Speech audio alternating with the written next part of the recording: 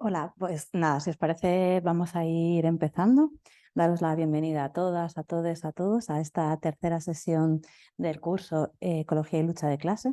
Para esta tercera sesión que hemos llamado Zombies del Capital, tenemos a propósito de este libro del que contamos con su autor, que es Raúl Celic. Raúl es activista, escritor, politólogo y traductor. Gracias, bueno, tenemos muchos libros que hemos leído y que hemos compartido, pero que de alguna manera al volver a leer este libro me recordaba también a muchas preguntas que se abrían de otra manera muy diferente en uno de sus primeros libros, que era con el que nosotros le conocimos más, que fuera Venezuela más allá de Chávez. Entonces, en este texto que vamos a presentar hoy, publicado por Charraparta, Zombies del Capital, sobre monstruos políticos y un socialismo verde, bueno, hable esta pregunta sobre la ecología política desde una perspectiva de clase y también una cuestión fundamental que es cómo construir un socialismo verde a partir de estas luchas por lo común, ¿no? Entonces volvemos a enlazar y me recordaba mucho a esa forma de mirar lo que fueron grandes procesos socialistas como era lo de Venezuela, donde en aquel estupendo libro era capaz de rastrear todos aquellos movimientos de base que en realidad construían o para nosotras construían lo que verdaderamente estaba transformando. Entonces, con esa idea que hemos ido trabajando a lo largo de las sesiones anteriores, le hemos propuesto que nos lo presente y nada, haremos como siempre unos 3/4 de hora, 1 hora de presentación y luego un ratito de debate, preguntas. Así que nada, muy agradecidas, Raúl, de que quieras compartir este rato con nosotras. Gracias por la invitación. A ver si podré realmente resumir el libro. Bueno, pero bueno, yo creo que voy a lanzarme una vez, no perder mucho más palabras.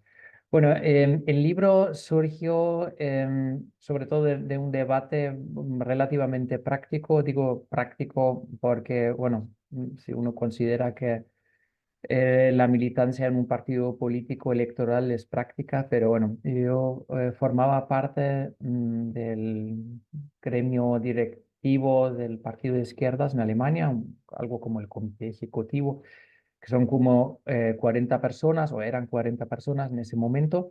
Entonces, el libro realmente está escrito como un ensayo con algunas cosas literarias y de cine, pero en realidad también es un libro que trata de intervenir en los debates de, bueno, de esta corriente de partido, pero también de movimientos sociales que conozco en Alemania. Yo creo que uno de los principales temas que hemos tenido unos problemas, puntos de roce hemos tenido en Alemania fue esta contrastación eh, de un discurso social y un discurso ecológico, ¿no? O sea, ha habido pues como un rechazo desde sectores más proclives al sindicalismo que decían estamos a favor de una política ecológica, pero pensamos que no debería hacerle tanto daño a las clases populares, a los obreros. Y por el otro lado había un discurso ecologista bastante de clase media que decía, bueno, que los sindicatos prácticamente también son nuestros adversarios porque defienden un modelo de consumo que, bueno, que no es compatible con esa conversión, transformación ecológica que necesitamos. Y yo pienso que, bueno, esto primero políticamente es un debate muy peligroso porque fragmenta más a la izquierda todavía, imposibilita el surgimiento de una fuerza política común, pero también creo que estas dos posiciones opuestas son expresión de un déficit terrible en el debate teórico, porque yo creo que son expresiones de una falta de comprensión materialista.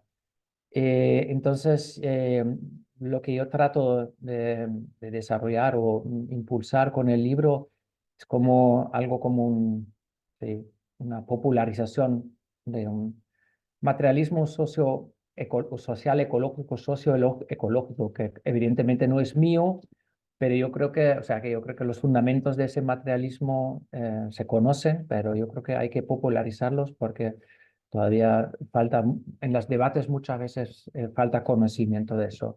Bueno, yo ahora quiero esposar por lo menos un poco ese concepto. Bueno, yo creo que primero de donde deberíamos partir es un análisis de clase de lo que es la crisis ecológica. Yo creo que em, es muy evidente que la crisis ecológica no es de la humanidad como tal, ¿no? Hay muchos datos estadísticos que muestran la gran responsabilidad o la tremenda responsabilidad de los ricos en el fenómeno del cambio climático. O sea, hay, por ejemplo, en las estadísticas de Oxfam o los datos de Thomas Piketty que señalan que el 1% más rico de la población mundial emite más o menos tantos gases, no sé cómo es el término en castellano, porque en alemán lo llamamos equivalentes de dióxido de carbono, algo así. Bueno, pero me imagino que me entendéis. O sea que 50 veces tienen 50 veces más emisiones por personas que el ser humano promedio en el planeta, del habitante promedio del planeta. Y incluso no solamente es un contraste tremendo entre los del norte y los del sur, entre los ricos del norte y los pobres del sur, sino también es una realidad de clase dentro de las mismas sociedades. Por ejemplo, en los Estados Unidos las estadísticas dicen que el 1% más rico emite más o menos 20 veces más que el estadounidense promedio. En Alemania también tenemos cifras así que señalan que el 10% más rico de los alemanes emite más o menos 4 o 5 veces más que el 40% más pobre. Ahí podemos observar muy claramente que el cambio climático no es una expresión de la vida humana moderna, tal como muchas veces el discurso público nos lo pinta, sino está estrechamente vinculado con la realidad de clase internacional, pero también de la realidad de clase nacional. Además, podemos observar, también hay investigaciones, estudios sobre eso que señalan que la diferencia de clase dentro de las sociedades tiene cada vez más peso también en la emisión de gases invernaderos. Yo creo que otro dato interesante que hay que constatar en ese contexto es no solamente la responsabilidad de las clases poseedoras, sino también de las empresas, ¿no? Muchas veces el discurso público gira alrededor de la responsabilidad del individuo, del consumidor, de nosotros, los ciudadanos, cuando en realidad podríamos llegar a una práctica, a una política mucho más directa, dirigiéndonos a las grandes empresas. En Alemania, los datos, y creo que son del año 2018 o 2019, señalan que Alemania en esa época tenía algo como 800, ahora no sé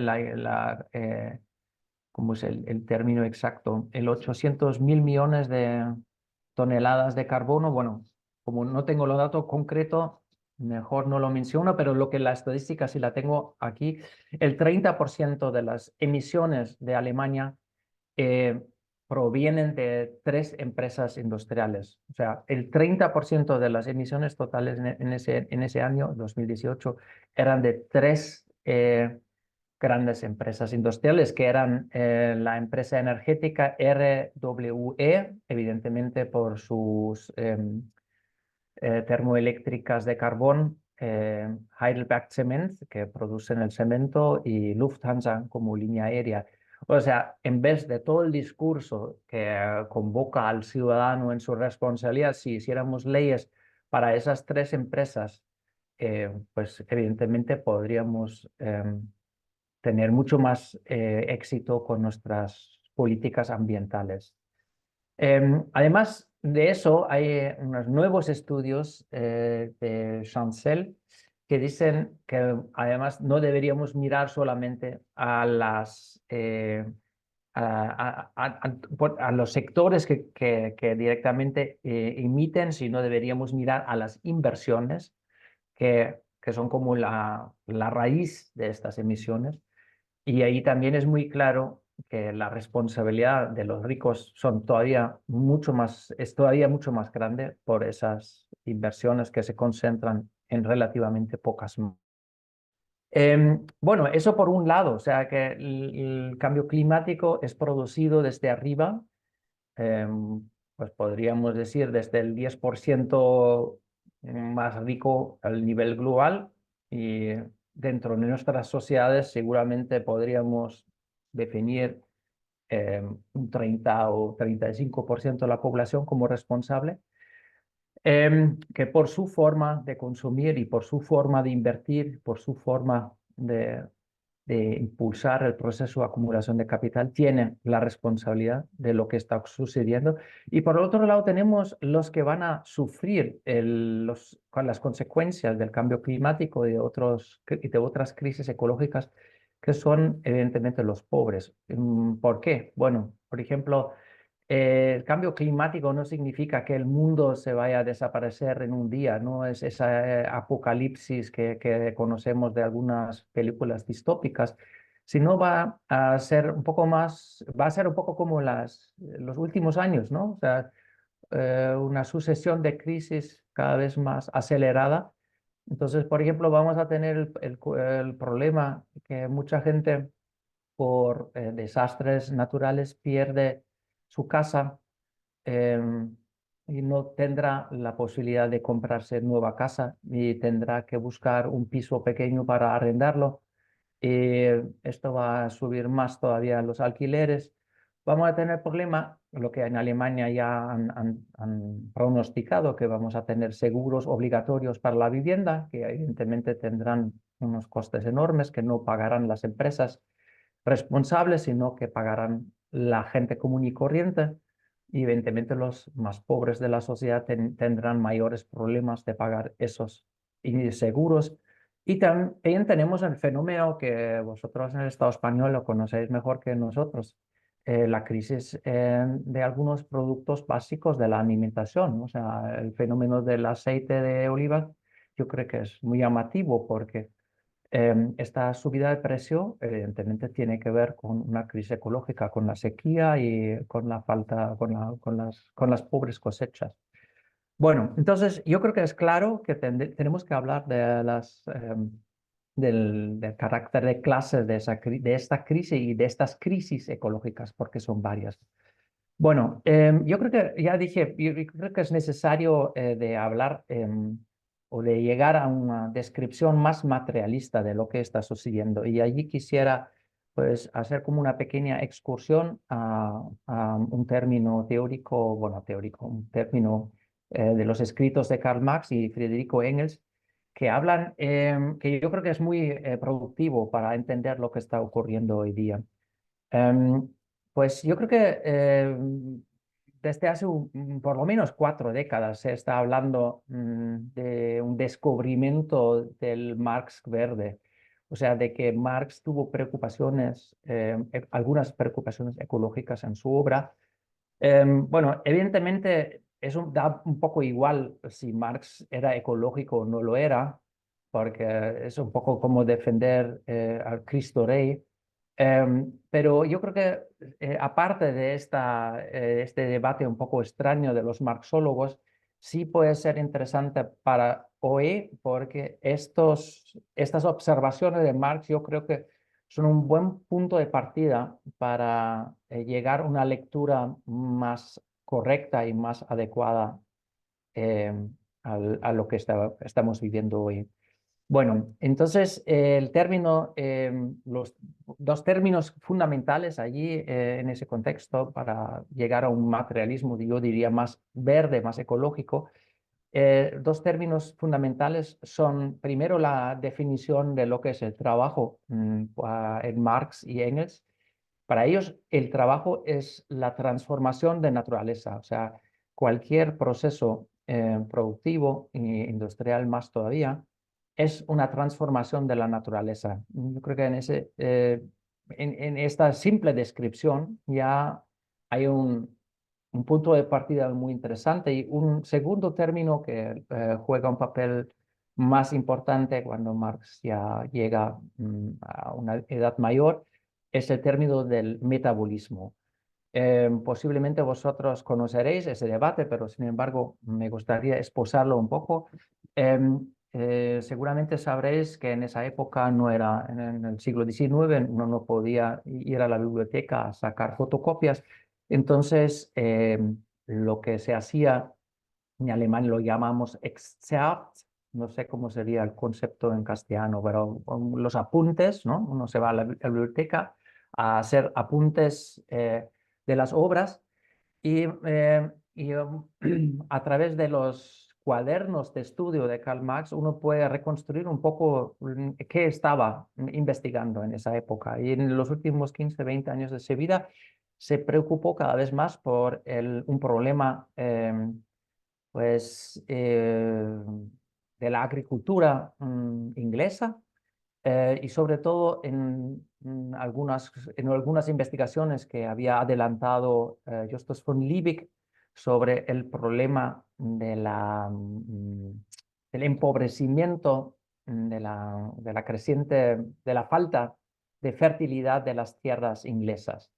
Liebig observaba de que la agricultura en Inglaterra tenía cada vez cosechas más pobres y que eso tenía que ver con que el circuito metabólico estaba interrumpido, ¿no? O sea que la explicación al final es muy sencilla.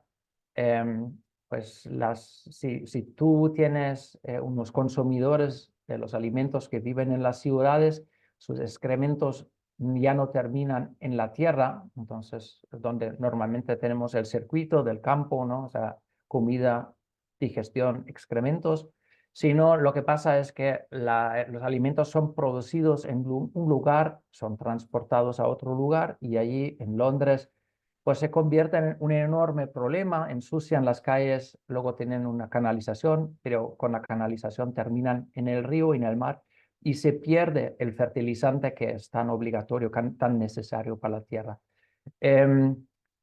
Otro término que ahora me falta en castellano, que es metabolic rift, la ruptura en el metabolismo, yo creo que sería la traducción, ¿sí?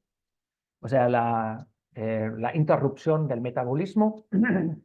Ese metabolic rift para Marx es como una cosa muy interesante porque él empieza a preocuparse por el tema de que el capital no solamente explota al trabajador, sino también explota a la naturaleza, a la tierra, y la agota, la agobia.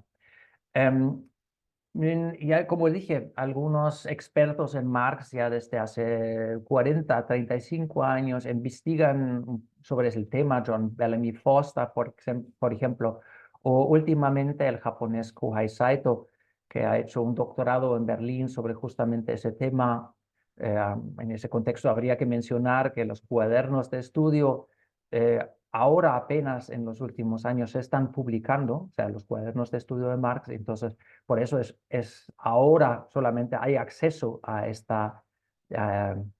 bueno, a estas sesiones de trabajo de él en la biblioteca. Pero como ya dije, a mí no me interesa el tema tanto porque creo que tenemos que reconstruir el verdadero Marx histórico, sino porque creo que ahí es ahí hay una mirada que nos puede servir como pista para cómo orientar una política socioecológica o una política ecológica de clase hoy.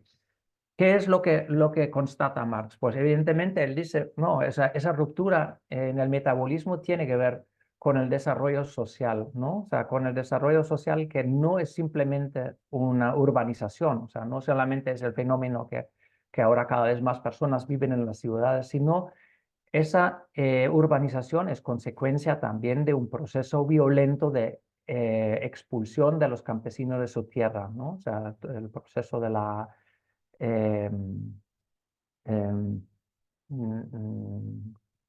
encotamiento, creo que es el término en castellano. Acumulación originaria. Sí, pero el proceso de, de encotar, o sea, pero bueno, ya, Cercamiento de fincas. eso, gracias. Bueno, ese proceso de la expulsión de las tierras, evidentemente, es un proceso violento, no viene del cielo, sino es por intereses de clase de los ricos propietarios de tierra que expulsan la gente, los pobres no saben a dónde ir, terminan en las ciudades, con la industrialización se estabilizan un poco, pero bueno, o sea, vemos cómo una formación social y una crisis ecológica van a la mano, ¿sí? Y, es muy típico para el capitalismo que busca soluciones, pero muy inmediatas para el problema. Una solución o dos soluciones que son muy características del siglo XIX son, primero, que algunos empresarios muy listos se dan cuenta que los campos de batalla de las guerras napoleónicas son tierras muy fértiles. ¿Por qué? Porque ahí ha muerto mucha gente. Ahí donde hay mucha gente en la tierra, muchos caballos en la tierra, pues la tierra es rica en fertilizantes. Y entonces empiezan a excavar esas tierras y los empresarios la exportan para otras regiones. Y Marx se burla de eso, porque claro, es muy violenta, ¿no? O sea, primero el proceso de expulsión de las tierras es violento, las guerras napoleónicas son violentas, y luego incluso, pues, valorizan o convierten en valor económico las tumbas de los soldados de estas guerras. Pero así es el capitalismo. Y otro fenómeno muy interesante de esa época es la colonización de estas pequeñas islas del guano, ¿no? Del abono de los pájaros. Muy llamativo porque Estados Unidos, por constitución, tenía prohibido la ocupación de colonias, de la apropiación de tierras ajenas. Y cambian su constitución porque se dan cuenta que es un gran negocio este abono de los pájaros, de las aves, y entonces toman posesión de algunas islas no habitadas o poco habitadas en el Atlántico y Pacífico. Si uno mira hoy el mapa de los Estados Unidos, de las posesiones estadounidenses en los océanos, uno se da cuenta que algunas o muchas de estas islas son todavía herencia de esa época y esta búsqueda de abono. Entonces, en vez de buscar una solución a la crisis ecológica, lo que hace el capitalismo mundial es valorizar ciertos espacios y desarrollar un cierto tipo de imperialismo de abono, uno podría decir. La solución luego es la invención del fertilizante industrial a principios del siglo XX, pero eso evidentemente también genera nuevos problemas porque ese proceso es muy intensivo en energía. Entonces, yo creo que eso muestra cómo el capitalismo levanta una crisis a un nivel superior, ¿no? Tanto geográficamente como quizás también en cuanto a los problemas ecológicos que se generan. Ahí yo creo que es importante para, si seguimos un poco con esta línea de investigación, podríamos llegar a lo que Jason Moore impulsa en The Web of Life, la red de la vida. No sé si está traducido al castellano el libro, pero The Web of Life es el título en inglés. Jason Moore ahí yo creo que explica de manera muy convincente que no deberíamos partir de una naturaleza versus humanidad como dos cosas, dos campos completamente separados. Él insiste en una tesis que tenía Engels de que evidentemente las personas hacemos parte de la naturaleza, y además señala que yo creo que es muy interesante acordarlo, que que no es nada nuevo la transformación de la naturaleza, o sea, que también en la evolución normal de las especies ha habido transformaciones terribles del planeta y de los ecosistemas. Terribles porque costaron la vida de millones de seres vivos y de muchísimas especies, ¿no? Por ejemplo, la gran oxidación, que es quizás el caso más conocido, la gran oxidación a comienzos del Paleoproterozoico, hace 2.400 años, 2.400 millones de años. ¿Qué es lo que ocurrió ahí? Pues surgen los cianobacterias que producen oxígeno molecular y eso imposibilita la vida a muchas otras especies y cambian totalmente la atmósfera de una forma que muchas otras que la mayoría de las especies de ese momento desaparecen del planeta.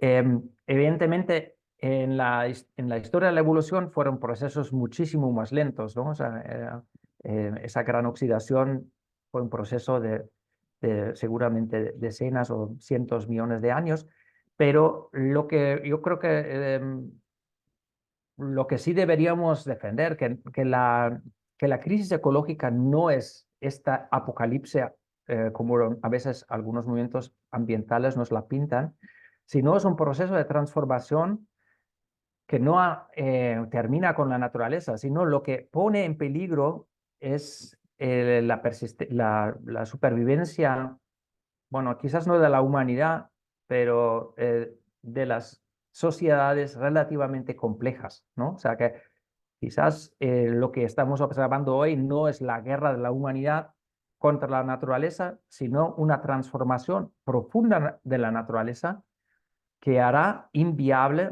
la existencia de sociedades complejas humanas, ¿no? Para nosotros, evidentemente, eso también es apocalíptico, pero es quizás un enfoque algo diferente, porque nos, nos vuelve a llamar la atención sobre los problemas sociales, ¿no? Los problemas de la sociedad. Ya no es un problema de la humanidad, de la naturaleza, sino lo que está haciendo esta formación social capitalista, lo que está haciendo es que provoca una crisis terrible de las sociedades, ¿no?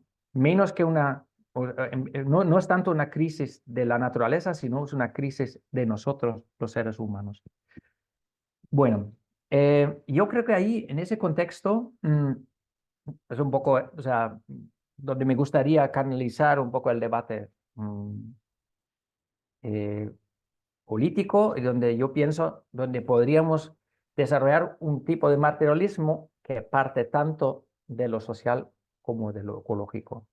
Bueno, ahora llegando un poco más a la crisis actual, bueno, yo creo que también es importante señalar que la crisis actual muchas veces es percibida de manera muy reducida, ¿no? Muchas veces la gente la percibe simplemente como una crisis climática, cuando en realidad es una crisis ecológica de gran escala. Seguramente vosotros conoceréis el estudio o los estudios del grupo alrededor de Johan Rockström, investigador del sistema Tierra, bueno, de los sistemas ecológicos globales.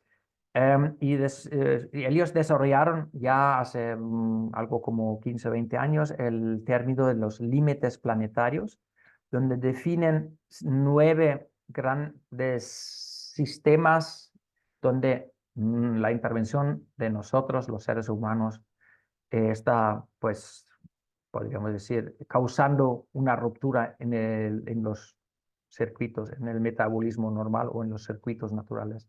Y esos 9 límites planetarios son, además de la crisis climática, son la acidificación de los mares, de los océanos, el agujero del ozono, el ciclo de nitrógeno y fósforo, el uso del agua, la deforestación y los cambios de uso de la tierra, la biodiversidad, la crisis de la biodiversidad, que quizás es la crisis mm, más peligrosa, puede ser que es más peligrosa todavía que el cambio climático, porque no sabemos qué ocurrirá con ecosistemas si algunas especies empiezan a desaparecer, si ecosistemas completos van a colapsar, no se sabe todavía. Bueno, y como octavo, la contaminación química y como novena crisis, la contaminación de partículas de la atmósfera. Bueno, si no conocéis esto de los límites planetarios en Wikipedia, podéis encontrar una entrada muy fácil de entender y donde se explican estos 9 campos. Y de esos 9 campos, pues el estudio más actual de Rockström dice, del grupo de Rockström dice, que de 9 límites, 6 ya se han pasado. O sea que realmente estamos lejos, o sea, sí, resolviendo o reduciendo la emisión de los gases invernaderos. Con la reducción de esos gases invernaderos todavía no hemos resuelto esa crisis ecológica en la que estamos, ¿no? Y evidentemente estamos muy lejos de reducir la emisión de estos gases. O sea que realmente esa crisis es de muy amplio carácter y yo creo que es muy importante para el debate actual insistir que o sea, podríamos decir, ese metabolismo, esa ruptura del metabolismo, ese metabolic rift, que antes para Marx era local de la agricultura en Inglaterra, por ejemplo, o que antes también habían sufrido otras sociedades, por ejemplo, posiblemente la cultura maya sufrió una crisis ecológica hace algo más de 1000 años. Hubo crisis ecológicas en Europa, sí, de carácter local o regional. Pero a cambio, o a diferencia de esas crisis que eran más de carácter local y regional, hoy tenemos una crisis global donde el capitalismo ha levantado, establecido un sistema socioeconómico realmente sin planetario, ¿sí? Y cuya ruptura del metabolismo también es de dimensiones planetarias, ¿no? Eh, em, para,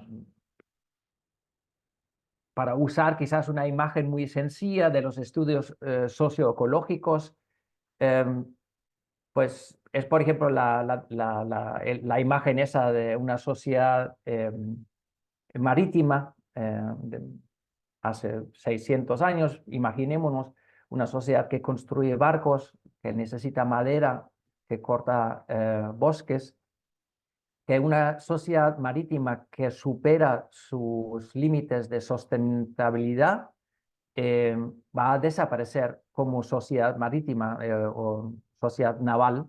¿Por qué? Porque si tú construyes demasiados barcos y cortas demasiado bosque, en algún momento ya no tendrás ningún bosque para construir barcos y entonces tu fundamento como sociedad eh, y tu modelo socioeconómico de supervivencia pues desaparecerán, ¿no? Y eso es un poco el problema de las crisis metabólicas, de estas crisis, de las rupturas metabólicas, ¿no? O sea, que la sociedad tiene un metabolismo que es insostenible en el tiempo.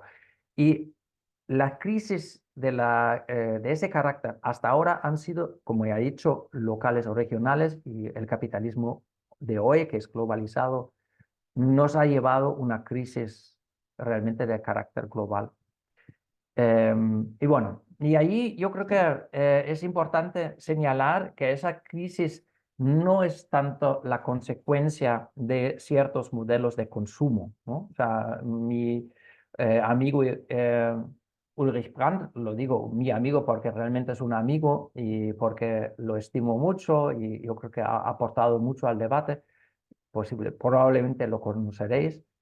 por lo menos los que estáis en el tema de la ecología social, él habla sobre todo del modo imperial de vida. Y yo creo que eso a mí me parece una equivocación de usar ese término porque nos despista. Bueno, luego debatiendo con Uli, él también siempre dice, no, al final también es importante también hablar del modo de producción, pero yo creo, si cuando hablamos del capitalismo, siempre hablamos del modo de producción y de un modo de vida. Y el modo de vida en el capitalismo refleja el modo de producción. Entonces, cualquier cambio de este modelo de consumo, de este modelo de vida, tiene como prerequisito el cambio de las relaciones productivas y de las relaciones de clase que están por detrás de este modelo productivo. ¿Qué quiero decir con eso? Bueno, al final me refiero a ese debate si hoy día estamos viviendo en el antropoceno o no. El antropoceno muchas veces lo pinta como la crisis de la humanidad o por lo menos la crisis de una cierta civilización humana. Y hay otros, como por ejemplo Elmar Altvater, con que estudié en Berlín, o Jason Moore, que ya mencioné, que insisten o que dicen que deberíamos hablar del capitaloceno, ¿no? ¿Por qué? Porque detrás de este proceso de generación de crisis ecológicas es el capital, eh, que tiene una necesidad de acumular más riquezas y la generación de cada vez más valor implica también más metabolismo con la naturaleza, ¿no? O sea, sí, yo creo que todos sabemos que hoy día hay una narrativa que nos dice, no, también es viable o posible el capitalismo verde, donde todo es reciclado y donde la energía es renovable. Bueno, todos los datos que tenemos nos señalan que no es cierto, ¿verdad? Que es verdad que, que el uso de la energía puede ser más eficaz, que puede haber más reciclamiento o reciclaje, pero no obstante, la producción de más bienes y más servicios genera también implica más metabolismo con la naturaleza. La eficacia puede crecer, pero normalmente lo que ocurre en el capitalismo, pues se inventan nuevas formas de consumir, ¿no? Un ejemplo muy sencillo, los aviones son cada vez más eficaces o los motores. ¿Qué ocurre? Se construyen cada vez coches cada vez más grandes o viajamos cada vez más en estos aviones, así que lo que ahorramos lo gastamos y gastamos mucho más porque surgen nuevos modelos de consumo. O, por ejemplo, energías renovables, todo lo que Alemania ha hecho en esfuerzo para cambiar a energías renovables, prácticamente se desaparece con la surgida de fenómenos como los bitcoins, porque los bitcoins consumen en su producción muchísimo energía. Entonces, la sociedad alemana, con todo su esfuerzo de reducir la emisión de gases invernaderos, pues hace más o menos lo mismo lo que hace la invención de Bitcoin, de los bitcoins, que genera nuevos gastos energéticos enormes en otros países. Y ejemplos de ese tipo podríamos mencionar muchísimos, ¿no? O sea que los famosos efectos rebound, ¿no? Ahorras por una parte, pero luego nuevas necesidades, nuevos consumos surgen. Bueno, pero ¿qué está entonces detrás pues de ese proceso del capital? ¿De por qué hay ese afán de tener que acumular más? Porque podríamos imaginarnos también una sociedad de clase donde los ricos se quedan ricos y todo se queda más o menos tal cual como era, ¿no? O sea, un poco como en el feudalismo. El feudalismo tampoco crecía económicamente. Bueno, yo creo que ahí debemos también mirar un poco qué es lo característico del capitalismo. Y yo creo que son dos cosas. Por un lado, es una sociedad de clase Y por otro lado, es una sociedad de clases dinámica, ¿no? En las sociedades, bueno, el feudalismo también era una sociedad de clases y allí pues todo era estático o estable, ¿no? Poco dinámico, no había crecimiento mayor de la economía durante muchos siglos. Em, pero bueno, ahí los que estaban arriba eran los de siempre. En el capitalismo, la sociedad burguesa, hay una modificación porque ahí están arriba los que exitosamente acumulan capital, los que exitosamente se enriquecen más que otros. Y ahí está un poco también el problema. O sea, si la clase dominante, si sectores de la clase dominante ahora tienen por conciencia ecológica, dicen, bueno, yo podría salirme de esa locura y no buscar más crecimiento de mi riqueza, pues surgirán otras élites que se adelantan a las viejas élites porque son más exitosos en su acumulación de capitales. Y ahí es el gran problema. O sea, siempre cuando tenemos esta sociedad de clase y del poder de los grandes patrimonios y la libertad de estos patrimonios de enriquecerse más, yo creo que es imposible una transformación ecológica de esa sociedad. O sea, para llegar a una transformación ecológica, primero tendríamos que cortarle el poder de estos grandes patrimonios y, bueno, de estos capitales. Bueno, ahora para terminar o para llegar sí, a la última parte, bueno, qué es eso de la política ecológica de clases quizás? Bueno, yo creo que em,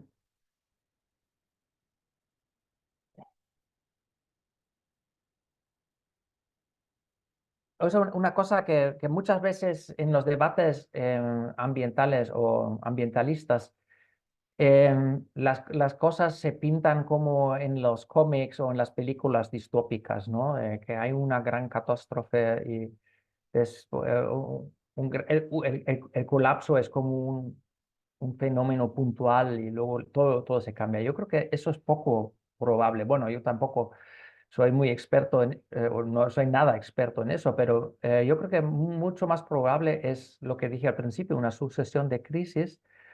¿Y qué ocurre cuando las crisis llegan, cuando hay crisis, por ejemplo, de recursos, crisis de alimentos? Bueno, evidentemente hay más competencia y más lucha por recursos escasos y eso muchas veces implica guerras, otras veces implica simplemente conflictos de violencia intrasocietal dentro de la sociedad. Pero yo creo que posiblemente ya ha empezado esa gran crisis socioecológica global. Por ejemplo, si miramos a la zona del norte de África, bueno, África Central, el lago de Chad. Pues el lago de Chad desde hace un par de décadas está desapareciendo y hay mucha población que antes era pescador o comerciante o campesina que ya no puede vivir de eso.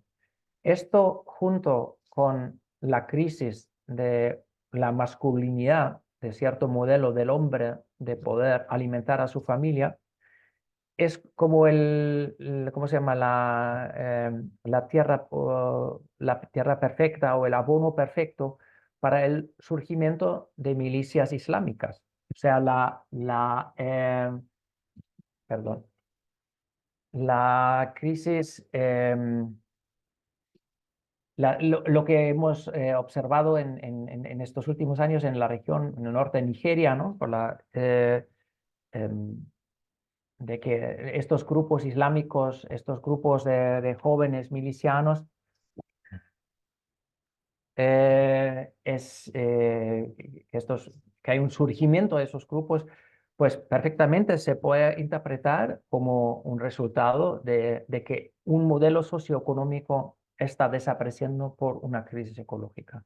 Y de esto posiblemente vamos a tener muchísimos ejemplos, o sea, esto se va a reproducir y evidentemente las personas envueltas partícipes de esos procesos no se dan cuenta que es una crisis ecológica. Bueno, algunos quizás se darán cuenta que el lago desaparece, pero la mayoría dirá, es una crisis de violencia o llegan milicianos.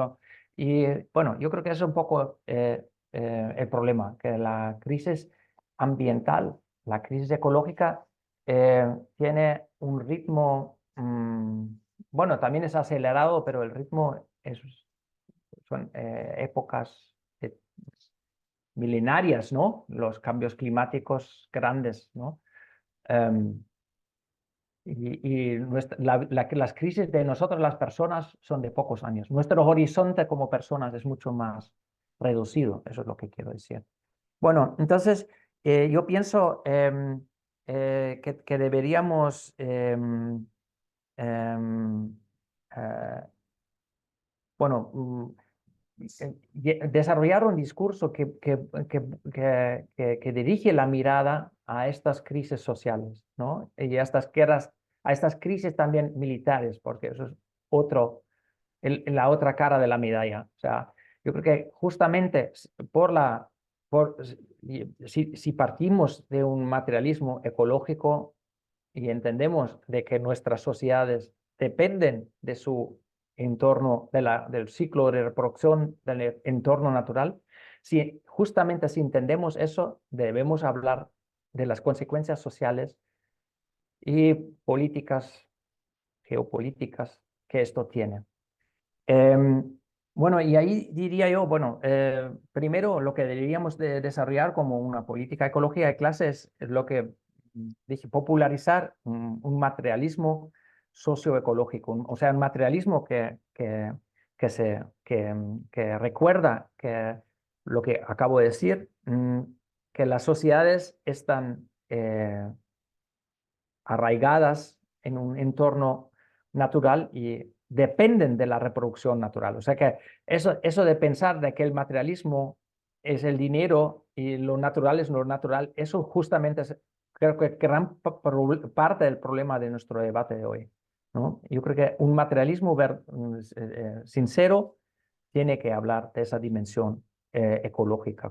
Bueno, lo otro que pienso que deberíamos poner como un elemento fuerte es cómo organizar la resiliencia social, ¿no? Yo creo que observamos en todo el mundo que la gente se derechiza, o sea, porque yo creo que es una reacción, la negación de la crisis ecológica muchas veces puede ser también una respuesta también a la crisis ecológica. ¿En qué sentido? Pues la gente cuando se da cuenta que se acerca una gran crisis de la humanidad, de nuestra forma de vida, y se da cuenta que no puede cambiarla porque no la entiende o porque nuestra intervención es muy pequeña o porque los procesos siguen iguales, entonces lo que voy a hacer, quizás psicológicamente, negarlo. Entonces yo creo que la derechización es una forma también de reaccionar frente a la crisis. Y yo creo que la izquierda lo que podría levantar como también un muro antifascista es señalar la posibilidad de levantar sistemas de seguridad social para todos. O sea, cuando la crisis, si es verdad que la crisis ambiental lleva a una crisis social, entonces, ¿qué es lo que debe organizar nuestra sociedad? Pues que haya alimentos para todos, que haya vivienda para todos, que esta crisis de alguna manera es un asunto colectivo para todos. Entonces, yo creo que justamente en ese momento es necesario hablar de sistemas colectivos de seguro social, de fortalecer esos sistemas y de vincularlo con el discurso ecológico, justamente porque el precio del aceite de oliva está subiendo tanto, necesitamos otra forma de garantizar la alimentación para todos. Bueno, y lo tercero que debería ser parte de esa política de clase ecológica, evidentemente, es una visión de solidaridad global, ¿no? Porque este fenómeno bueno, ya ha habido, el capitalismo desde sus inicios fue un sistema relativamente global, pero ahora quizás ha llegado a un nivel de globalización mm, pues única en la historia de la humanidad. Y es evidente que muchas de las personas que hoy salen de sus países salen justamente por esa crisis ecológica causada por los ricos del norte o las clases poseedoras en todos los países. Entonces, yo creo que es muy importante esa práctica, no solamente el discurso, esa práctica de la solidaridad global. Lo digo porque en Alemania hay un renacimiento de un discurso que es relativamente social o relativamente progre en lo social, pero muy reaccionario en cuanto a las políticas migratorias. Acabamos de tener un nuevo partido que combina una política xenófoba contra la migración con una política de defensa del estado social de bienestar. Y eso evidentemente también es un gran peligro. O sea, necesitamos una defensa del estado social de bienestar o de los sistemas colectivos de bienestar social con la defensa de los derechos de los inmigrantes porque hacen parte de la clase global de los eh, sí, oprimidos o explotados.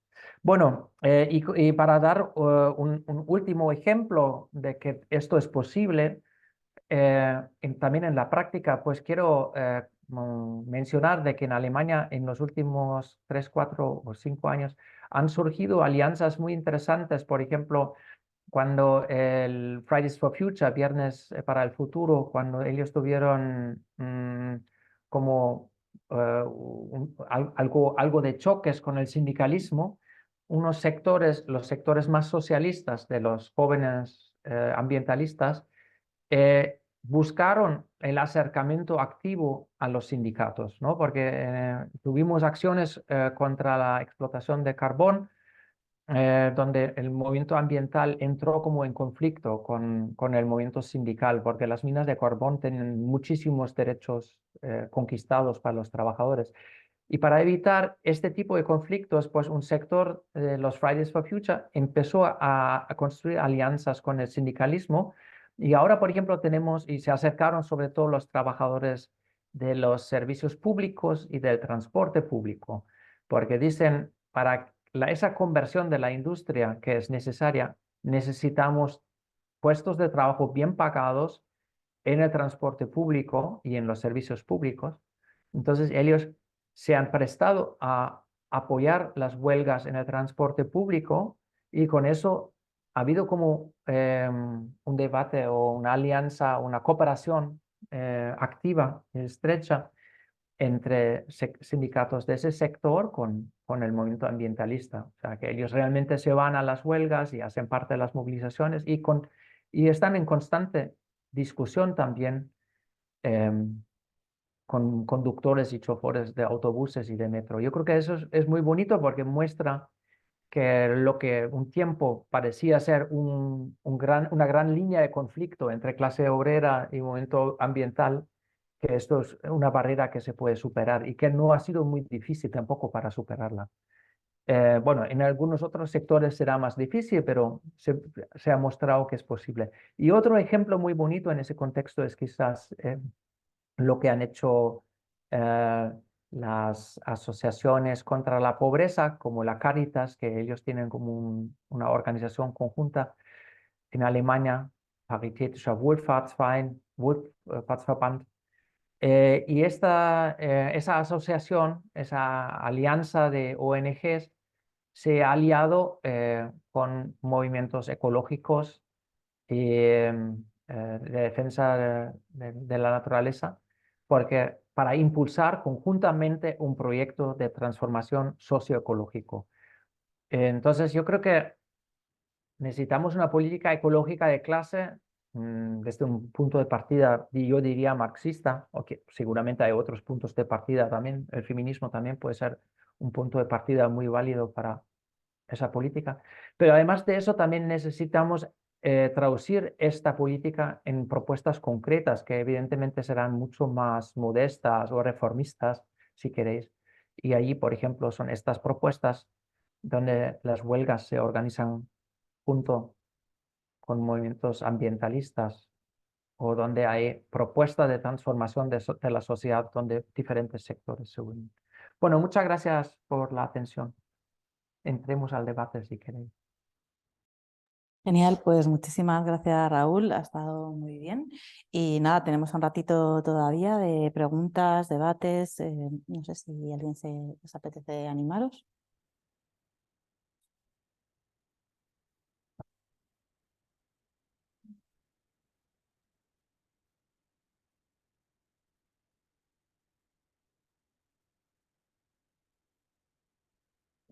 Sí, venga, vale. ¿El qué? Ah, Buenas, Raúl. ¿Se me escucha? sí, ¿Me escucha bien? sí, no te ven, pero te escuchan, sí. Me gustaría formularte una pregunta. Yo dentro de poco tengo pensado crearme un canal de YouTube para de alguna forma divulgar y de alguna forma combatir a nivel cultural este tipo de discursos que están proliferando en Internet que niegan este tipo de problemas como el cambio climático. Y me gustaría saber desde tu punto de vista, de qué forma se podría combatir esta negación del cambio climático y del ecologismo, porque siento que se han vuelto como concepciones, conceptos que en el día a día se han vuelto como algo negativo, ¿no? Han adquirido ciertas connotaciones negativas. Cada vez que se habla de ecologismo, cada vez que se habla de imposiciones que emanan del Estado, sobre, yo qué sé, sobre cualquier producto que genere gases de efecto invernadero, pues la gente lo ve con cierto desdén, ¿no? Entonces, esa es mi pregunta. Es que realmente no he entendido muy bien la pregunta porque también la señal mía es un poco pobre. Sí, quizás la puedes poner en el chat, quizás lo más sencillo. No sé. ¿Se escucha bien ahora? Ahora mejor. Mejor, Raúl. Mejor, sí.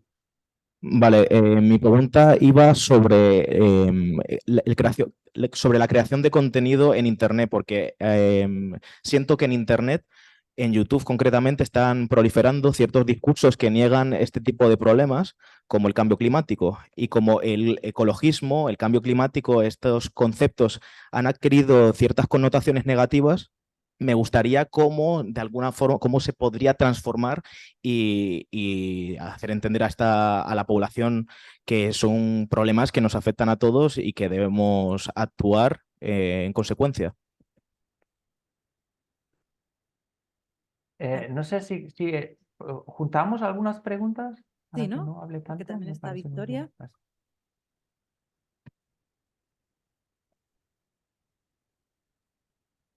Sí, muchas gracias. Bueno, saludos desde la Ciudad de México.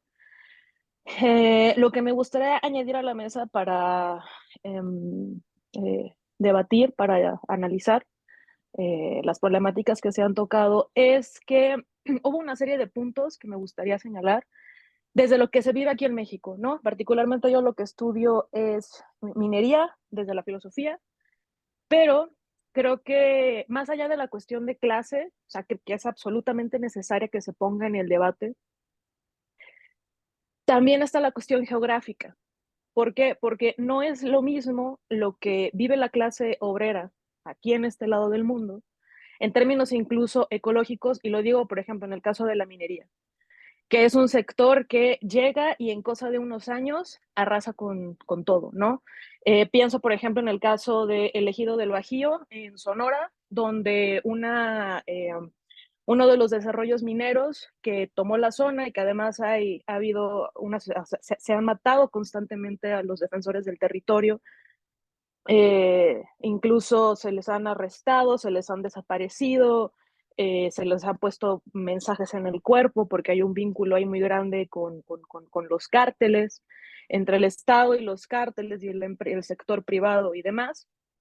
Entonces, en el caso del Bajío, en 3 años se removieron 11 millones de toneladas de tierra para poder extraer aproximadamente 236,000 onzas de oro, ¿no? Entonces, en 3 años, también, ¿no? Trayendo esto que decías acerca cómo una crisis ecológica tarda mucho en generarse. Creo que en diversos sectores, las crisis ecológicas, como en el caso de la minería o también la cuestión del estrés hídrico, es en cosa de unos años, la vida se transforma totalmente, llegan enfermedades como el cáncer, se asesina gente en las zonas de extracción porque luchan en contra de estos proyectos. Entonces, creo que sí es importante, ¿no? Ver las particularidades en cada uno de, o sea, geográficamente cómo cambian, lo que se enfrenta cuando se lucha por el territorio, las consecuencias que hay en Latinoamérica, bueno, en los sures globales, a diferencia de los nortes globales, como podría ser en el caso de Alemania, sin demeritar, pero sí puntualizando las diferencias concretas de cada uno de los casos. E igual, o sea, esto si es a corto o largo plazo, de nuevo, en 3 años, si ustedes ven mapas de extracción minera, la forma en la que el territorio se desgarra es en un paso muy breve. Entonces, bueno, también retomando esta cuestión de acerca del grado de urgencia de la crisis, cuando se trata de las zonas que son donde, por ejemplo, en el caso de la minería o de extracción de agua o megaproyectos, ahí lo que se está en juego es de manera directa y total la reproducción de la existencia, la reproducción de la vida. Claro que te vas alejando y conforme te vas alejando, esa brutalidad y ese grado de violencia se siente, digamos, menos palpable. Entonces, solo sería eso como un comentario acerca de también tomar en cuenta la cuestión geográfica y no solamente de clase, y también esta cuestión de los largo o corto plazo. Y ya, muchas gracias.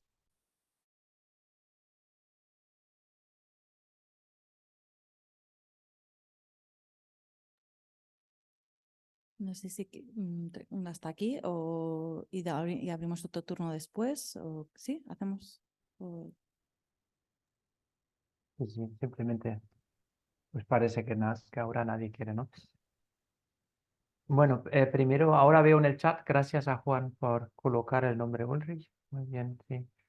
Eso, es un poco una lástima que no he preparado algo más escrito para que, porque seguramente también para vosotros será difícil seguir cuando yo hable, porque tampoco mi castellano siempre está libre de errores. Bueno, lo que quería responder primero la primera pregunta, ¿no? O sea, la creación de contenidos alternativos. Bueno, no sé muy bien qué es la estrategia más inteligente, pero yo creo que en Alemania por lo menos a veces pienso que se deberían juntar intereses sociales y intereses ecológicos. Ahora, por ejemplo, en el Partido de Izquierda, hace poco yo dije, yo no entiendo eso porque no han hecho directamente el día cuando los ministros de algunas regiones lanzaron esa propuesta de un seguro obligatorio para las viviendas contra desastres naturales, porque nuestro partido no lanzó una campaña contra las empresas productoras de estos desastres naturales. O sea, no sé si me entendéis. O sea, por las inundaciones, hace un año hubo unos desastres terribles en el oeste de Alemania. Ahora, 4 semanas estaba inundado completamente el norte del país. Y entonces los primer ministros de estas regiones, de estas comunidades autonómicas, dijeron que hacía falta un seguro obligatorio de vivienda para los propietarios de estas casas, porque el Estado ya no es capaz no puede pagar tantos daños como los va a haber.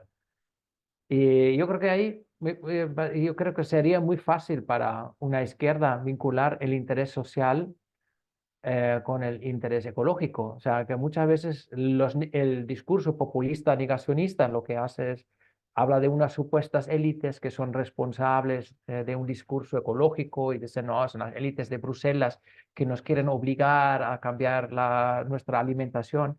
Y ahí yo creo que podríamos señalar cuáles son las verdaderas élites. Son las élites fósiles que impiden, que han hecho unas ganancias enormes y siguen haciéndolas, y nosotros vamos a pagar los costes, las consecuencias, ¿no? Nosotros vamos a ser incapaces de mantener nuestras viviendas por estos desastres naturales. Yo creo que eso podría ser una buena estrategia para contrarrestar el discurso negacionista.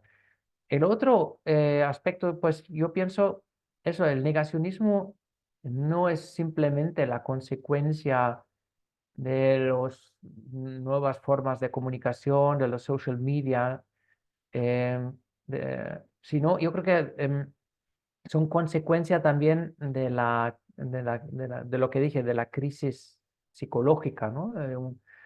De un miedo muchas veces subconsciente o inconsciente de que se está acercando una crisis, ¿no? Porque el fascismo es una forma regresiva de hacer la política, ¿no?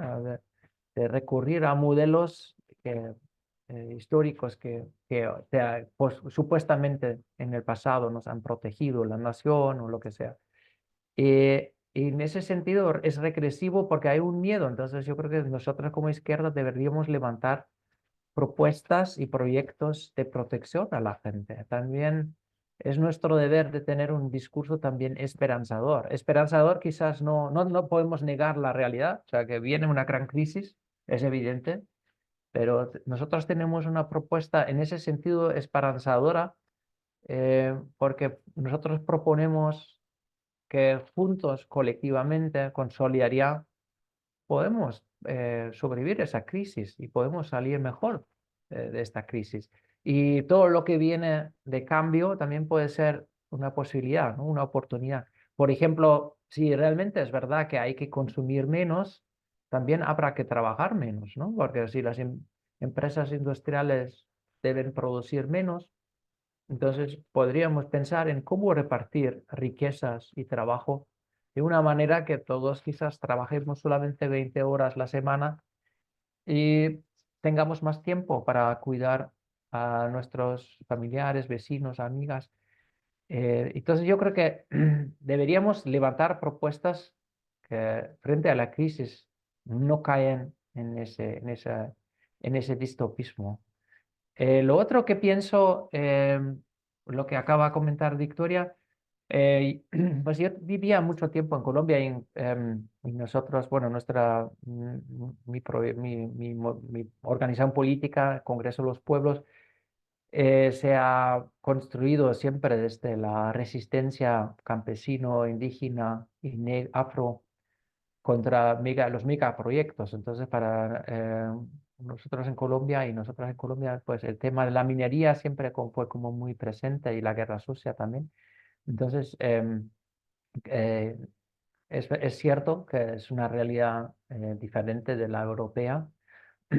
Y es complejo en dos sentidos, porque por un lado todo el discurso de la conversión energética implica un crecimiento en la minería, o sea que ahí tenemos otro gran problema, que todo ese modelo que nos ofrecen desde el New Green Deal, o sea, el nuevo Tratado Verde de la Unión Europea, implica sustituir, si ellos quieren sustituir la energía fósil por renovable, necesitaremos muchísimo más minería que hasta ahora.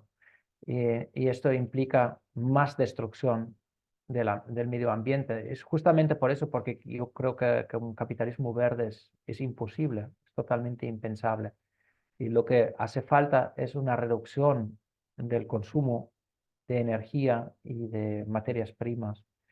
Pero yo creo que también, como dije, es un doble problema, porque yo pienso que es verdad que hay que defender los territorios y hay que ser crítico también con las supuestas energías renovables. Por ejemplo, en Colombia, todo lo que han construido de mega hidroeléctricas lo venden como energía verde y son inversiones verdes y en realidad son grandes procesos de expulsión de la población. Pero yo creo que es un doble problema porque no solamente tiene no solamente está impulsado desde el norte, sino también está impulsado por fuertes sectores de la misma sociedad latinoamericana. Y eso es creo que un poco el problema que hemos tenido, porque yo hacía parte cuando fui profesor de la Universidad Nacional en Colombia, formaba parte de un equipo de investigación de la Fundación Rosa Luxemburg sobre extractivismo en América Latina. Yo creo que tuvimos, pues los compañeros, las compañeras siempre tuvieron un discurso muy como si fuera las luchas latinoamericanas que se resisten al extractivismo.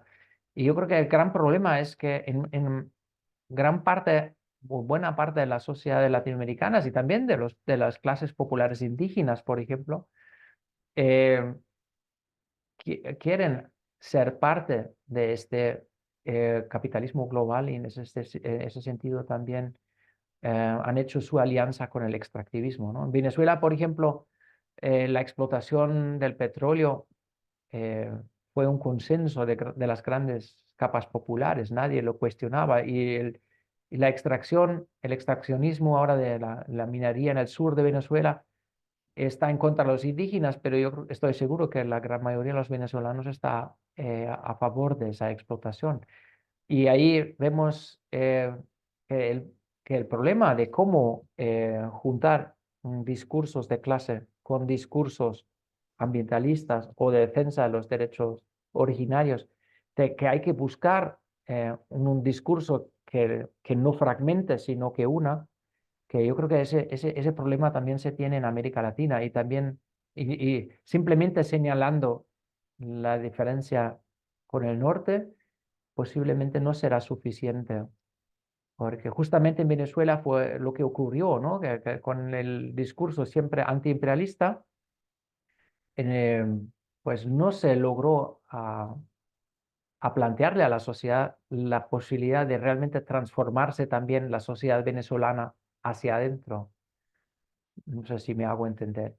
Pero yo creo que es verdad, las realidades son diferentes. Es verdad que hay que hablar del imperialismo como un factor impulsor de este proceso destructor. En ese sentido, totalmente de acuerdo, que no solamente tiene dimensión de clase, sino tiene una dimensión imperialista. Em, pero yo creo que también plantea grandes problemas dentro de los países latinoamericanos y de las sociedades latinoamericanas de cómo construir alianzas que defendan pues, el bienestar social con los derechos de los pueblos originarios y la defensa de los territorios. Colombia, por ejemplo, ahora también se ve, al principio Gustavo Petro defendía fuertemente la salida de la gran minería, el del petróleo, pero para sostener mínimamente algunos programas sociales, no le hará falta mantener la política extractivista.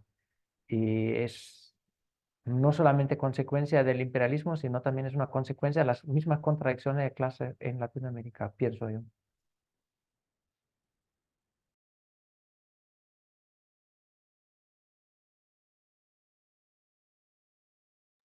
Pues no sé si hay más preguntas, yo si no tenía... Una muy rápida. Me gustaría, bueno, quería puntualizar a la compañera de México que aquí yo he estado en Extremadura este fin de semana y allí hay también problemas con una mina de litio, que además, como recordó el otro día Lier, en Portugal tuvo un tema por una mina de litio, es lo que ha llevado a dimitir al primer ministro Costa.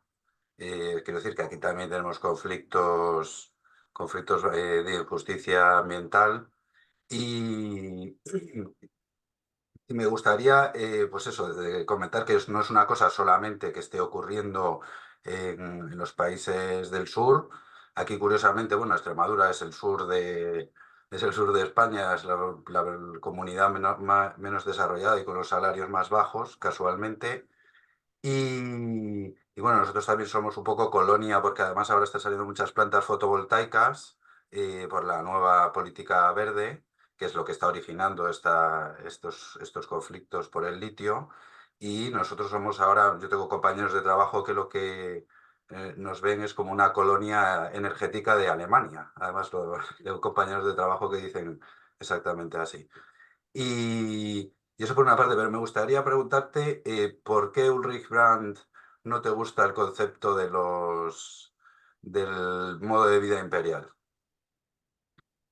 Victoria, imagino que quieres darle la réplica. Sí, muy breve. O sea, yo estoy absolutamente de acuerdo en que hay conflictos socioambientales, no únicamente en lo que se considera, ¿no? Sea la periferia de Occidente o el sur global, como se llame, solamente es que son distintos. O sea, la naturaleza de los conflictos son distintos. De nuevo, retomo el caso del Ejido del Bajío, en Sonora, donde se ha asesinado, o sea, se encontró el cuerpo hace unos años de uno de los ejidatarios con un letrero clavado en el estómago con un cuchillo, con el nombre del resto de los demás ejidatarios que están en contra del proyecto. También tenemos casos de, por ejemplo, de Samir Flores, que hace unos días fue el quinto aniversario de su asesinato, que le dieron un balazo en la puerta de su casa por estar en contra del proyecto Integral Morelos, que es de donde yo soy de Morelos. Entonces, claro que va a haber conflictos en otras partes, en España, en Portugal y por supuesto que en otras partes de Europa, pero creo que sí es importante señalar que estamos hablando de territorios donde no existe como tal un Estado de Derecho. Entonces, incluso en el caso del Ejido del Bajío, lo que pasó hace unos años es que el tío de la gobernadora se quiso hacer de las tierras, entonces mandó a un convoy de 26 patrullas con policías a arrestar a 5 de los ejidatarios, se los llevaron sin orden, sin nada, y se les encarceló injustamente.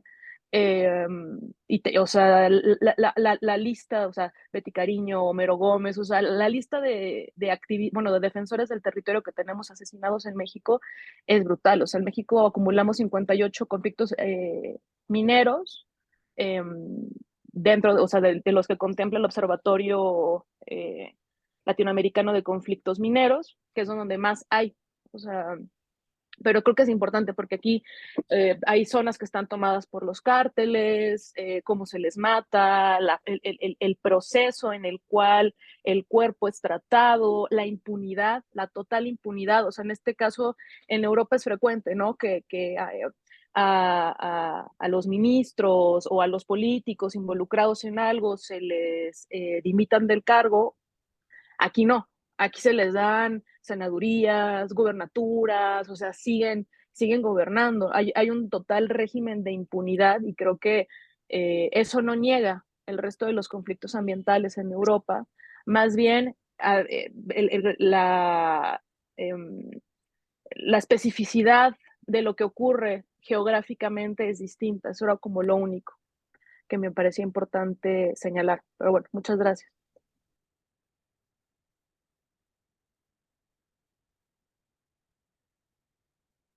Pues si quieres, Raúl, y Sí. luego vamos dando otra vueltecilla.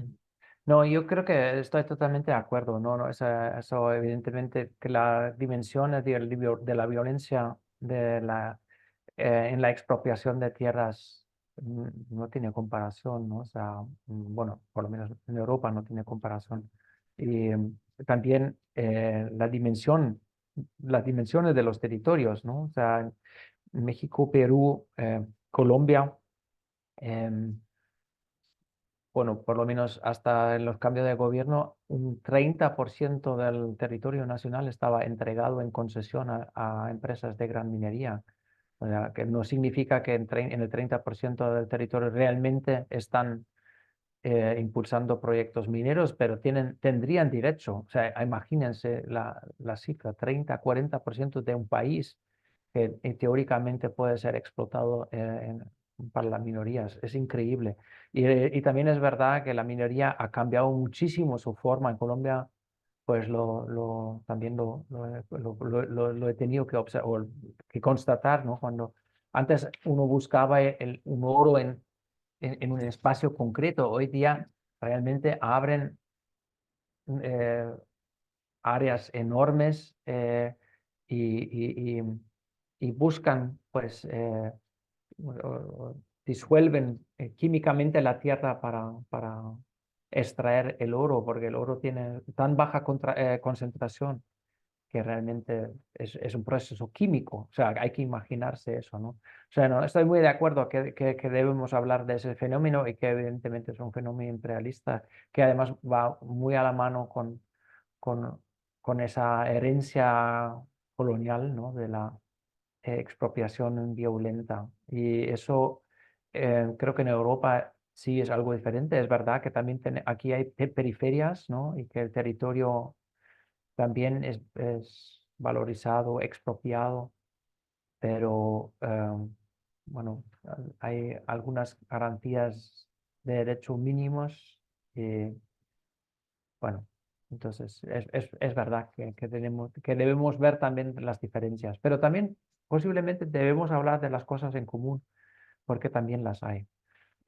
Lo que preguntaste, Juan, por Ulrich Brandt o porque lo criticaba, bueno, no, o sea, yo pienso, como he dicho, me identifico y Uli Brandt también hacía parte de ese eh, grupo de investigación sobre extractivismo en América Latina, también hacía parte de un grupo que teníamos en la Fundación Rosa Luxemburg sobre ecosocialismo. Entonces, y realmente valoro mucho lo que hace, pero pienso que el término que él ha propuesto, que es ese término del modo imperial de vida, eh, ¿cómo es eso? ¿Cómo decir? Dirige la mirada, o sí, dirige la mirada a las formas de vivir y consumir, y no a las relaciones de clase o al modo de producción. Es cierto que luego en el libro muchas veces Ulrich Brandt arguye, defiende de que es necesario también hablar de las empresas, de su forma de producción, pero como él ha introducido ese término, em, eso es lo que queda para el debate. Y yo creo que es realmente el punto donde la crítica liberal o de clase media se diferencia de una crítica más marxista y materialista. Yo diría la crítica de la sociedad liberal es más hacia las formas individuales de cómo vivimos o también las formas colectivas como vivimos, pero plantea más la posibilidad de que a través del cambio de nuestras subjetividades podemos transformar la sociedad. Y yo también entiendo que las subjetividades son muy importantes, pero yo pienso que las subjetividades de nosotros reflejan los procesos productivos y las relaciones de propiedad y de clase. Y entonces yo pienso que hay que partir, eso es para mí, por lo menos ese sería mi concepto materialista, de que hay que partir de, de estas relaciones de, de propiedad, de poder y de clase. ¿No? Y que las formas individuales, las subjetividades, son como el reflejo, ¿no? O sea, que a nosotros nos gusta cierto modelo de transporte, que pensamos que cierto modelo de consumo es atractivo, que este modelo se copia en el sur global y es exportado desde el norte global. Todo eso, yo pienso, es como un reflejo sociocultural de los fenómenos productivos y las relaciones de propiedad. En ese sentido, quizás sería mi crítica. Pero yo pienso que sobre todo es importante para el debate político y allí creo que Ulrich y yo estaríamos de acuerdo que es necesario no tanto hablar de, de nuestras posibilidades de consumir, de vivir, de cambiar desde nuestras vidas, sino de la necesidad de organizar poder sociopolítico organizado eh, para contrarrestar el poder del capital, ¿no? O sea, para ponerle límites al poder de capital, ¿no? bueno, sí, eso más o menos quizás sería la diferenciación. No sé si me explico bien. Ya estoy un poco cansado también, perdón. Gracias, gracias. Se entendió, se entendió. Pues si queréis hacemos una última vuelta ya antes de cerrar. Dani. Sí, hola. Buenas, ¿se me escucha bien? Con los cascos no me gusta hablar. Bueno, yo quería volver un poco al tema del extractivismo y así, sobre todo porque me ha parecido interesante. Bueno, el tema que yo creo que tenemos que buscar más las similitudes que lo que nos diferencia a unos extractivismos con otros. Yo el año pasado hice un estudio sobre el tema de las macroplantas fotovoltaicas aquí en España y y un poco también la visión diferencial que había sobre este fenómeno entre un ecologismo más urbano de las ONGs ecologistas con los movimientos en defensa del territorio. Bueno, luego el marco teórico pues, estudiaba el extractivismo en América Latina, neoextractivismo y su adaptación a este proceso. Y al principio sí que me sentía un poco mal conmigo mismo de intentar extrapolar pues un marco teórico que sufre tanta violencia en América Latina al contexto europeo, donde no existe por ahora una violencia tan brutal, ¿no? Pero yo creo que si analizamos el proceso desde la inversión, desde los flujos de capital, no hay diferencia entre una inversión extractiva en América Latina en minerales y un acaparamiento de tierras aquí para extracción del recurso sol, ¿no? Creo que visto desde ese punto de vista de los flujos globales de capital y, y las dinámicas con la teoría de la dependencia y tal, pues creo que puede servir para crear un movimiento más amplio de movimientos en defensa del territorio global y no tan atomizados como estamos. Y esto lo decía también porque al principio habías comentado, bueno, has dicho un autor que no me he quedado con el nombre, pero bueno, que era importante ver las cosas desde la inversión, ¿no? Entonces, se podías desarrollar un poco más esto. Gracias. Vale, yo tenía también dos preguntas que no sé si las introduzco ahora. ¿Prefiere Raúl contestar? Vale, pues Habla tú. Vale, pues las hago yo y así ya cerraríamos para que ya estás agotado. Yo quería retomar dos temas que me apetecería que desarrollaras un poquito más también según las fuerzas. Una tiene que ver con la idea esta de propiedad común como factor necesario para, digamos, salir de la crisis, ¿no? Entonces, por profundizar más en esta idea de autonomía, de contrapoder y, bueno, no sé también, o sea, porque además en el texto se trata de varias maneras, también de consejos obreros, bueno, o sea, de consejismo, perdón, de economía social. Entonces, bueno, por si puedes un poco ampliar de qué marco estamos hablando. Y luego también si había más ejemplos que se te ocurrieran, porque a mí sí, esta cuestión que habéis tratado, a mí se me ha parecido bastante esperanzadora, esta cuestión de adelantar determinados movimientos y especialmente en el contexto español, cuando hablamos del papel que está jugando el ecologismo dentro de la ideología de gobierno, ¿no? O sea, que tiene que ver también con esta cuestión de ordenación del territorio que estábamos hablando con las renovables, bueno, que tiene que ver con conflictos que preveemos que van a suceder y que claramente no tener una posición avanzada dentro de la ecología social y de las luchas probablemente acabe autoinmolándonos a nosotros en lugar de tener capacidad para intervenir. Y una de ellas, por ejemplo, ha sido la cuestión de la movilidad, ¿no? O sea, que aquí ha habido determinados momentos que de repente, pues, en lugar de poner el peso, por ejemplo, en la cuestión del transporte público, que se sabía que, ¿no? que, o sea, que todo el mundo iba a estar de acuerdo y todo eso, pero en realidad no, o sea, no hemos sido capaces de generar ese tipo de alianzas y en cambio, pues a lo mejor se ponía más el centro en otro tipo de prohibiciones que bueno, digamos, no hemos tenido otros muchísimos casos que se han ido desarrollando. Entonces, bueno, pues también si tienes más ejemplos de experiencias donde bueno, esta cuestión del ecologismo como gobierno ha enfrentado determinadas tesituras y que veas que más o menos pues, se ha adelantado el movimiento, se han empezado a generar redes y se ha conseguido un poco desatascar esos, digamos, posibles espacios donde los populismos sí no podían haber entrado muy fácilmente. o dónde han entrado, pero bueno, se ha conseguido tener determinada posición por lo menos. Y no sé si hay alguna cuestión más. Yo creo que ya. Con esto ya te dejaríamos en paz.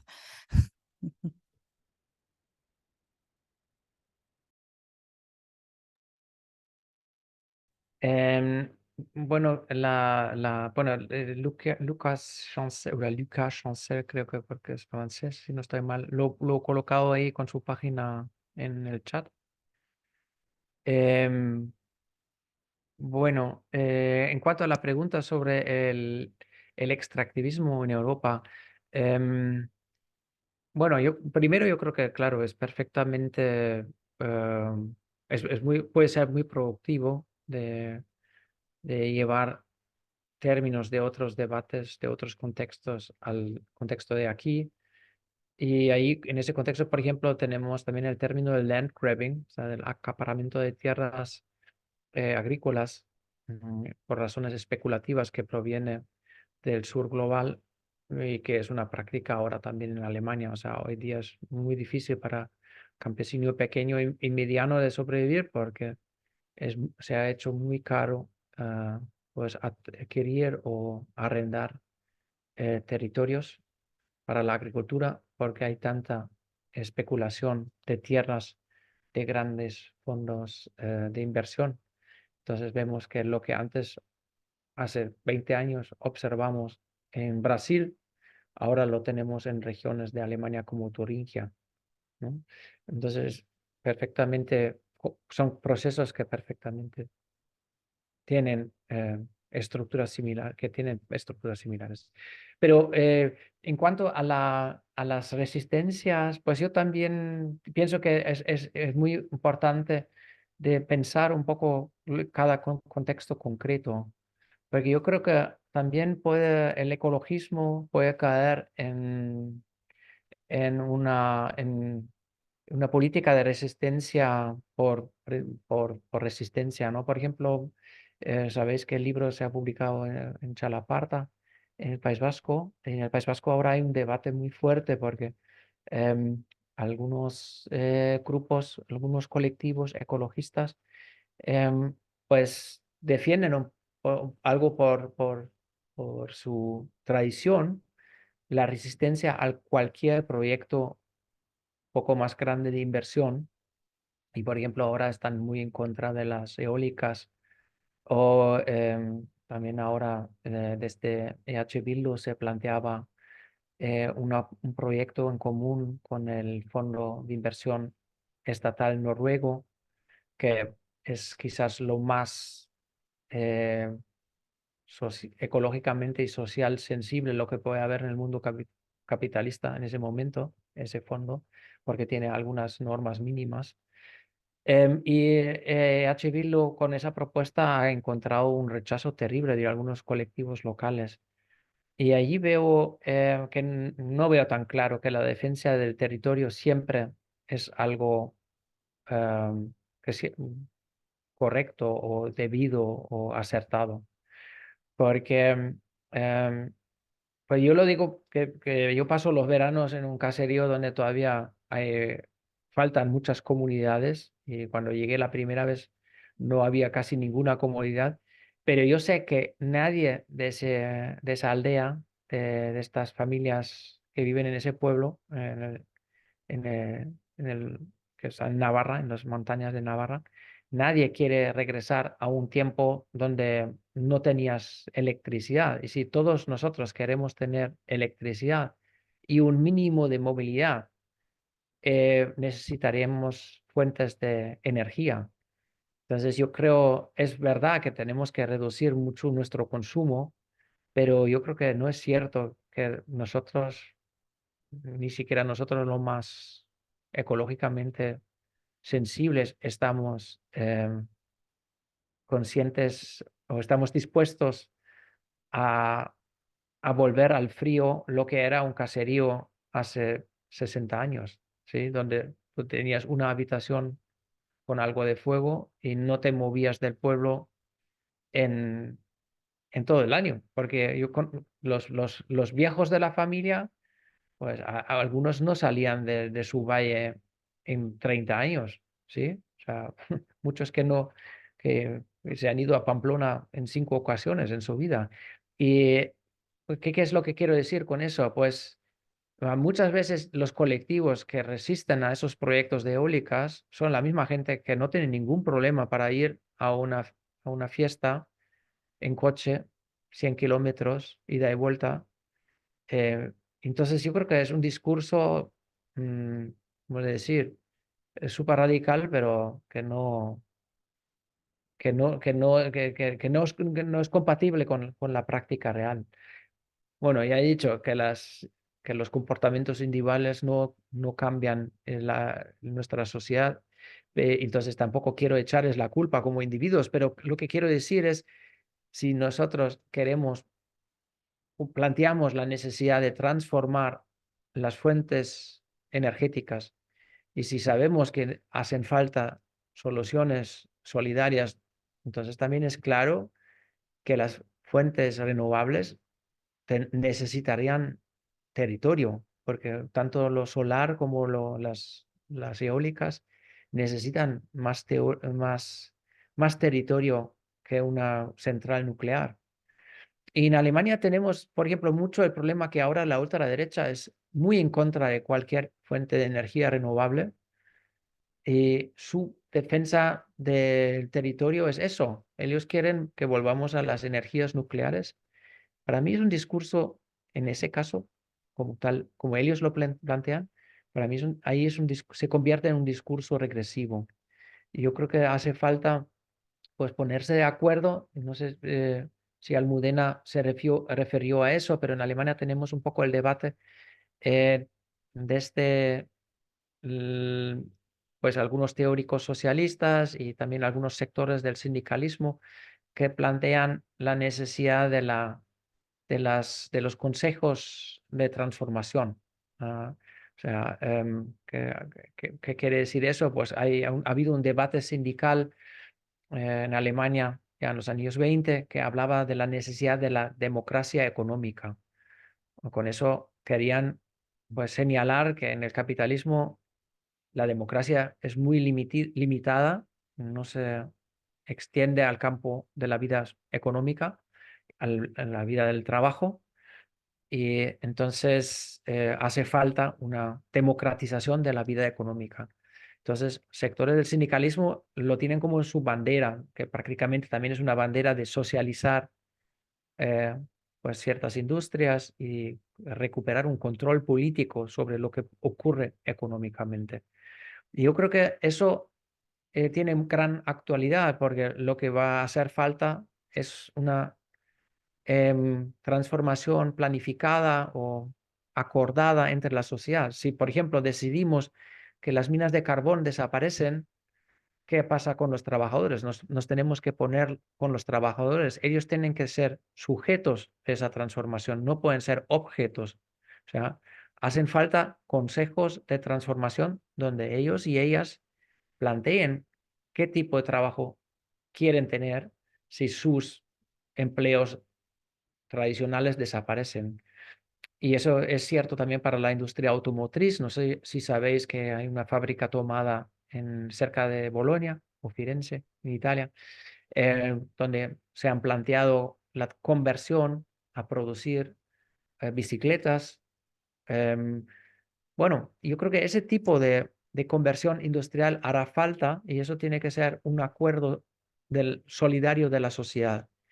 Y ahí pienso, debemos calcular qué es la energía que nuestra sociedad necesita, quizás no para mantener el nivel de vida que ahora tenemos o el nivel de consumismo, mejor dicho, pero para mantener cierta forma de vida agradable y no tener que sufrir un frío terrible, por ejemplo, para también poder viajar en tren, por lo menos si no, ya no es posible viajar en coche.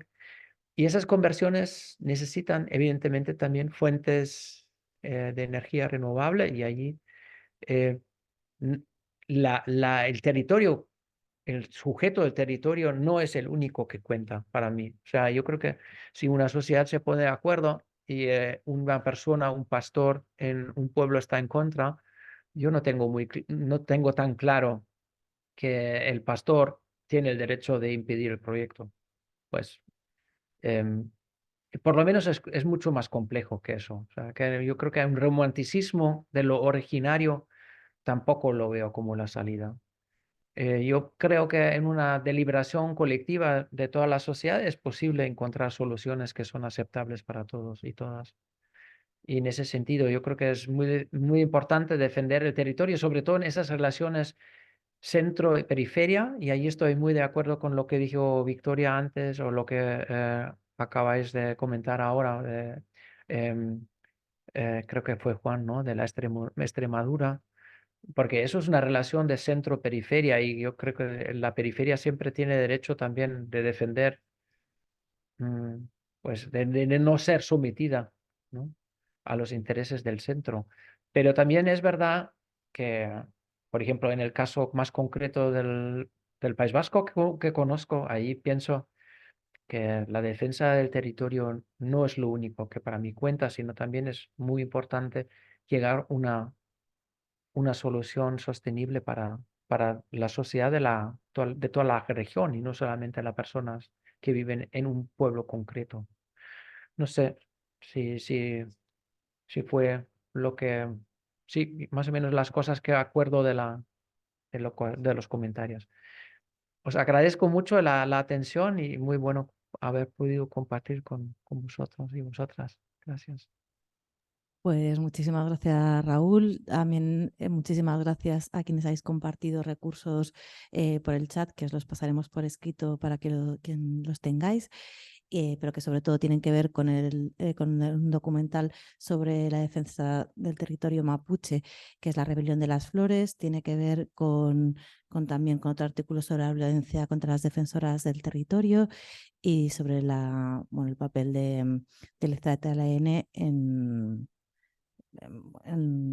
relación a las resistencias y el problema de la fragmentación en las luchas. Y nada, eso, daros las gracias a todas, a todos, a quien habéis estado aquí, a quien lo oigáis más tarde, en especial a Raúl por haber estado con nosotras, y nos veríamos el próximo lunes, donde profundizaremos sobre un aspecto muy concreto, que son las políticas europeas en relación a sobre todo los fondos Next Generation y su aplicación desde una perspectiva de clase.